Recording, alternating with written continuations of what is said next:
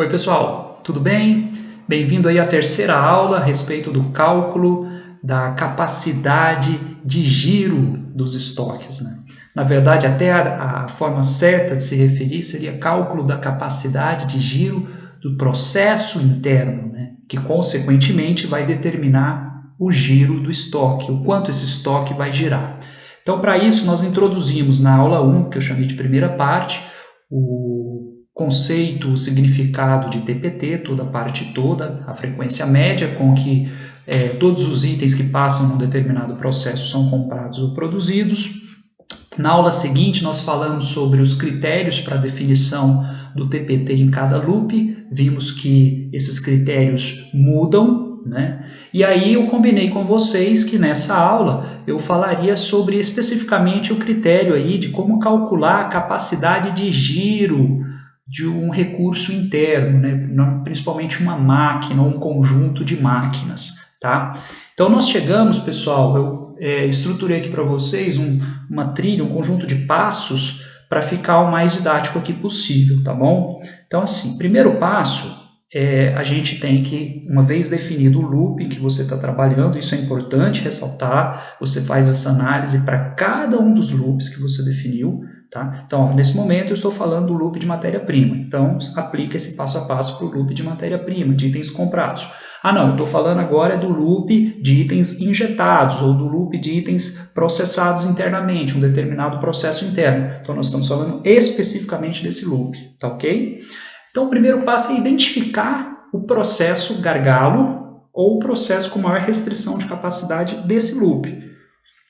No exemplo que eu dei lá anteriormente, que eu estou falando das injetoras, então, obviamente, é o próprio processo de injeção. E aí a gente vai pegar, uma vez identificado esse recurso gargalo, por que é o recurso gargalo? Porque é o recurso que vai definir o ritmo com que o item vai passar, vai atravessar ali aquele loop. Ou seja, é o recurso que está mais sobrecarregado. Não é necessariamente o mais demorado, com maior tempo de atravessamento nele, não, viu, pessoal? É aquele recurso que normalmente ele tem uma fila muito grande antes dele, porque ele tem muita coisa que passa por ele, eventualmente até um processo rápido, porém ele tem uma fila tão grande, tem uma variedade tão grande de itens que passam por ele, com lotes grandes, que ele eventualmente fica sobrecarregado, e isso caracteriza ele como um processo gargalo, ou no mínimo como um processo com restrição de capacidade, tá bom? Então é isso aí, pode ser identificado por processo com tempos de ciclo mais alto que os demais, pode ser identificado como um processo com muito estoque parado antes, pode ser identificado como um processo com deficiência de abastecimento aí dos processos posteriores, aliás, né? Então você vê que tem outros processos que ficam parados por causa dele, pode ser um sintoma de que ele é um processo gargalo. Caso vocês estejam em dúvida de qual é o processo gargalo, vocês vão fazer os passos seguintes de cálculo do TPT para os outros processos dentro desse loop. E aí aquele que tiver o maior TPT, ou seja, a pior capacidade de giro, vamos dizer assim, é o processo gargalo, tá joia? Eu vou voltar a falar isso mais para frente, vai fazer mais sentido. Então, uma vez identificado esse processo, você vai levantar o tempo total disponível nesse processo.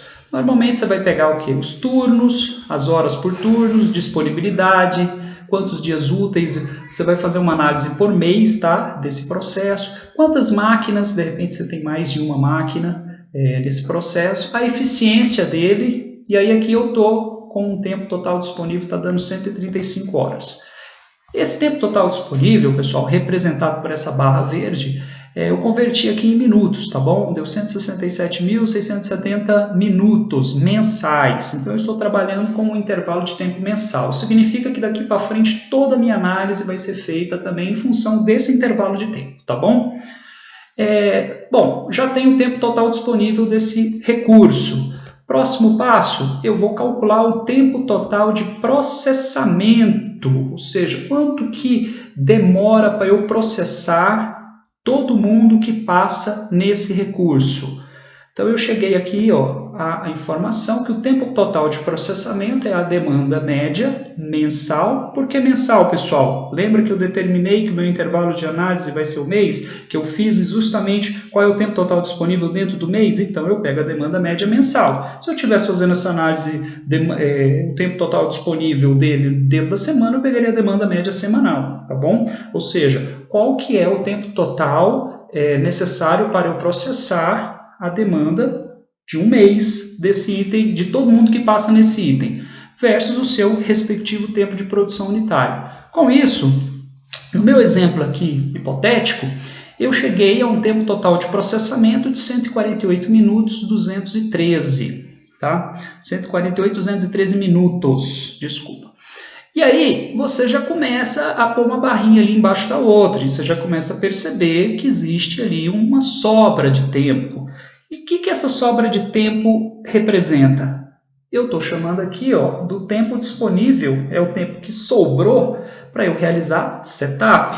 Conforme eu disse anteriormente, é um tempo de preparação, um tempo de troca, o tempo entre você terminar de fazer um produto A e ter que se preparar para começar a fazer um outro produto B naquele mesmo recurso. Então, esse tempo aqui que me restou para setup representa 19.457 minutos. Próximo passo, calcule o tempo total de preparação de todo mundo que passa nesse recurso gargalo. Então, o que eu faço? Vou lá, levanto o tempo de preparação de cada um. No meu exemplo aqui, o tempo é o mesmo para todo mundo, tá? Soma esse tempo para fazer todo mundo, só o tempo de preparação, tá bom? E aí notem que deu aqui 4.380 minutos. Aqui, pessoal, fica uma dica que é o seguinte: às vezes a gente fica buscando aquele tempo preciso, e a conta nunca sai, porque você gasta muito tempo tendo que levantar os dados e tudo mais, né? Então, às vezes, para você já ir brincando com a lógica, com a simulação, estime alguns tempos, coloque mais ou menos em ordem de grandeza, mas já faça uma primeira rodada de cálculo, tá bom? Estime alguns tempos se necessário. Se você não tiver todos os tempos, não tem problema, não precisa ir lá e cronoanalisar, cronometrar um por um, para só depois você poder vir fazer esse cálculo, tá joia? Bom, feita então essa somatória dos tempos de setup, dos tempos de preparação, de troca, você vai o quê? Você vai, passo 5, calcular o tempo total de todas as peças, e aí olha o que aconteceu. O tempo total para fazer toda parte, né? Toda parte toda, é 4.380 minutos. Mas eu tenho 19.457 minutos ali disponível para eu fazer trocas. Isso significa o quê? Quantos bloquinhos desse azul, de cor azul, cabem dentro desse amarelo aí, né? Então, qual que é a quantidade de ciclos de setups possíveis, de baterias de setups possíveis dentro aí desse tempo que me restou? Então, na minha conta aqui deu 4.44 ciclos de setup.